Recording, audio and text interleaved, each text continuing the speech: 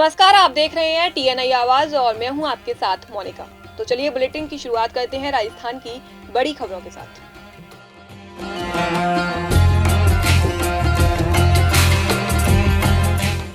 खबर अजमेर से है, जहां राजस्थान के अजमेर में सुल्तानुल हिंद हजरत ख्वाजा गरीब नवाज रहमतुल्लाह अलैहि की वंशावली की जानकारी अब हर आस्थावान को आसानी से प्राप्त होगी। इस सिलसिले में दरगाह शरीफ के अहाता में वंशावली का लोकार्पण किया गया, जिसका दार्शनिक श्रद्धालुओं के लिए पूजनीय और शिक्षा वर्धक है। अजमेर दरगाह शरीफ के खादिम सैयद यामीन हाशमी के अनुसार ख्वाजा साहब मुल्क अरब से अजमेर पधारे थे और मानव जाति के लिए प्रेम का संदेश लाए थे। ये शजरा पेश किया गया है, इसमें क्या खास बात है, कितना समय लगा इसको?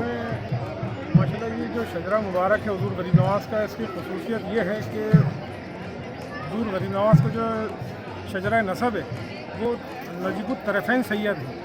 आप वालिद और वालदा दोनों की तरफ से सैयद हैं और वही शजरा यहाँ पर पेश किया गया है। कितना वक्त लगा इसको बनाने में, किस तरह की आपको ख्याल आया? तकरीबन 1 महीने का वक्त लगा इसको, मकराना के अंदर तैयार हुआ और ये सब जो कुछ मामला थी कैसे तैयार हुआ क्या हुआ ये समझेंगे, गरीब नवाज की मर्ज़ी थी, इनका हुक्म हुआ और ये पाए तकमील तक पहुँचा।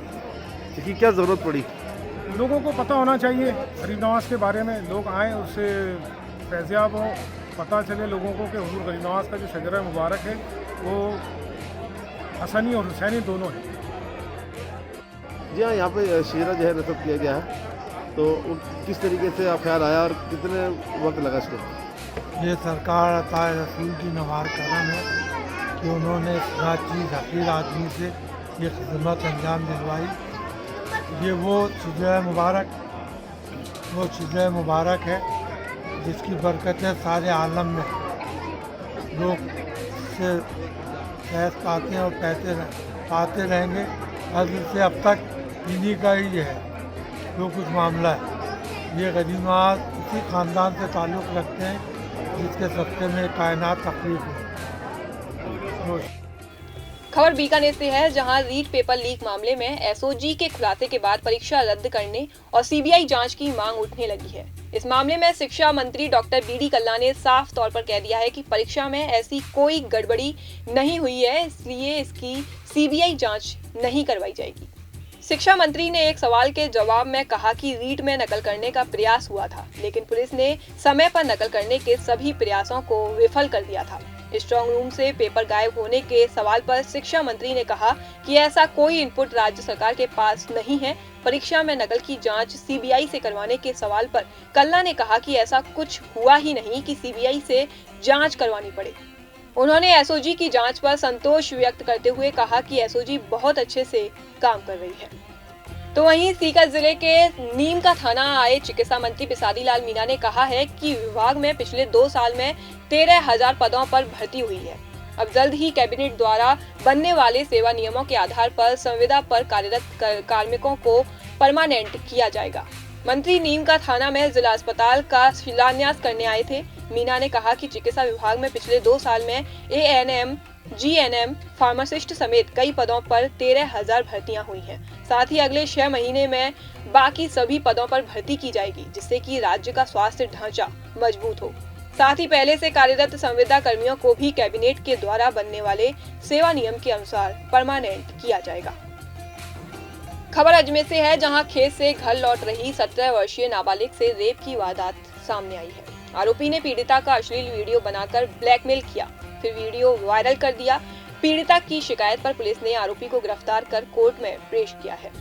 आरोपी को न्यायालय ने जेल भेजने के आदेश दिए। विजयनगर थानाधिकारी दिनेश कुमार ने बताया कि थाना क्षेत्र की पीड़िता ने 23 जनवरी को थाने पर उपस्थित होकर शिकायत दर्ज करवाई।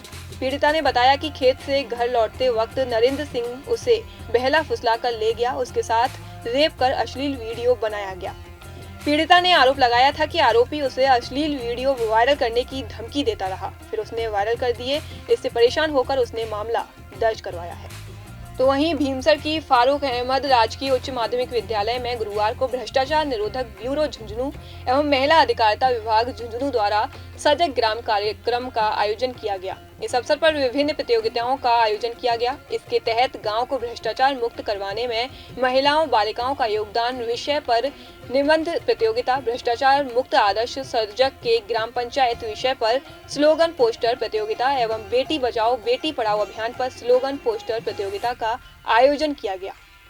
प्रतियोगिता में प्रथम, द्वितीय व तृतीय स्थान पाने वाले बच्चों को इनाम और प्रमाण पत्र देकर सम्मानित भी किया गया। कार्यक्रम में भ्रष्टाचार निरोधक ब्यूरो के अतिरिक्त पुलिस अधीक्षक इस्माइल खान, महिला एवं बाल विकास विभाग के उपनिदेशक विजेंद्र सिंह राठौर, महिला अधिकारिता विभाग के उपनिदेशक विप्लव न्योला, सीबीआई महेंद्र झाजुड़िया, जिला अल्पसंख्यक कल्याण अधिकारी अनीश खान और आदि गणमान्य लोग उपस्थित रहे।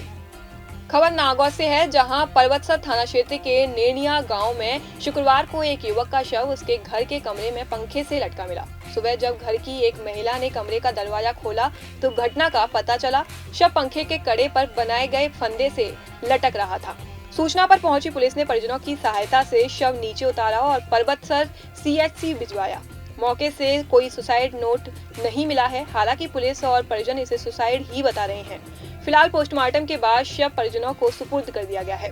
पर्वतसर पुलिस थाने के हेड कांस्टेबल नवाब खान ने बताया कि कुंभाराम पुत्र शिवकरण निवासी नैनिया ने अपने घर में कमरे में पंखे के कड़े पर रस्सी से फंदा लगाकर जान दे दी। युवक अविवाहित था और परिजनों ने बताया कि वो लंबे समय से मेंटली डिस्टर्ब था। खबर चौमू से है, जहां चौमू विधायक रामलाल शर्मा ने प्रदेश में कानून व्यवस्था को लेकर कांग्रेस सरकार पर निशाना साधा है। उन्होंने पुलिस और RTO पर मंथली वसूली करने के गंभीर आरोप लगाए हैं। बीजेपी प्रवक्ता रामलाल शर्मा ने कहा कि प्रदेश में बेरोजगार युवा, व्यापारी, आमजन और किसान सब परेशान हैं। एक तरफ किसानों की कर्ज माफी नहीं होने के चलते जमीन नीलाम हो रही है, तो दूसरी तरफ पशुओं के चारे के बढ़ते दामों से पशुपालक और किसान चिंतित हैं। उन्होंने कहा कि चौमू इलाके की हाड़ौता चारा मंडी में पिछले 10 दिनों में चारे के भाव आसमान छूने लगे हैं।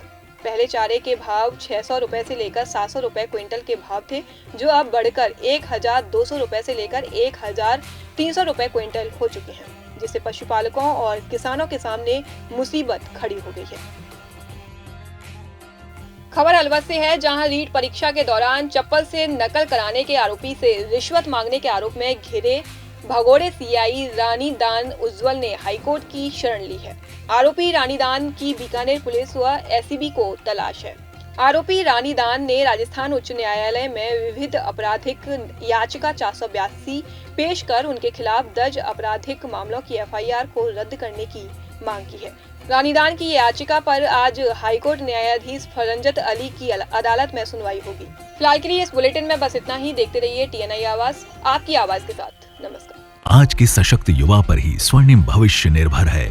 राजस्थान सरकार ने न केवल युवाओं की शिक्षा के क्षेत्र में कीर्तिमान स्थापित किए, बल्कि उनके रोजगार की नई संभावनाओं को भी साकार किया है। प्रदेश के शैक्षणिक संस्थानों में युवाओं के रोजगार को ध्यान में रखते हुए तकनीकी एवं व्यावसायिक शिक्षा को मिला प्रोत्साहन। मुख्यमंत्री युवा संबल योजना के अंतर्गत शिक्षित बेरोजगार युवाओं को बेरोजगारी भत्ता दिया जा रहा है। उच्च शिक्षा को बढ़ावा देने के लिए कालीबाई भील मेधावी छात्रा स्कूटी वितरण और देव नारायण छात्रा स्कूटी वितरण योजना का सफल संचालन। मुख्यमंत्री युवा कौशल योजना के अंतर्गत स्थापित कौशल केंद्रों में विद्यार्थी प्रशिक्षणरत। रोजगार सृजन के अंतर्गत प्रदेश में अब तक लगभग 1 लाख विभिन्न पदों पर नियुक्तियां दी जा चुकी हैं। चाहे बात शैक्षणिक संस्थानों में सीट वृद्धि की हो, युवाओं को ऋण देने की हो या प्रतियोगी परीक्षाओं के दौरान रोडवेज बसों में निशुल्क यात्रा की हो, राजस्थान सरकार सदैव है युवाओं के साथ। युवाओं का कल्याण, शिक्षा का उत्थान, 3 वर्ष आपका विश्वास, हमारा प्रयास।